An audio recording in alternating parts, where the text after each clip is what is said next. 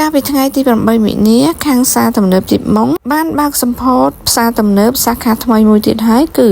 នៅខាងសឡាបងប្អូនចាជាសាខាទី12របស់ផ្សារទំនើបជីបម៉ុងហើយញ៉ាំ22ជាដៃគូសហការជាមួយនឹងផ្សារទំនើបជីបម៉ុងរយៈពេល3ឆ្នាំមកហើយដោយញ៉ាំ22សាសាច់យើងខ្ញុំជា brand មួយដែលមានលក់នៅប្រភេទសាច់គោអូស្ត្រាលីអាមេរិកដើម្បីបំពេញទៅតាមតម្រូវការរបស់បងប្អូននៅក្នុងនោះដែរញ៉ាំ22សាសាច់ធ្វើការផ្គត់ផ្គង់ប្រភេទសាច់គោអូស្ត្រាលីអាមេរិកគ្រប់សាខាផ្សារទំនើបជីបម៉ុងទូទាំងរាជធានីភ្នំពេញផ្ដល់នូវគុណភាពទំនុកចិត្តខ្ពស់អនាម័យល្អតម្លៃសមរម្យសម្រាប់បងប្អូនចង់បានប្រភេទសាច់គោអូស្ត្រាលីអាមេរិកអាចរកទិញបាន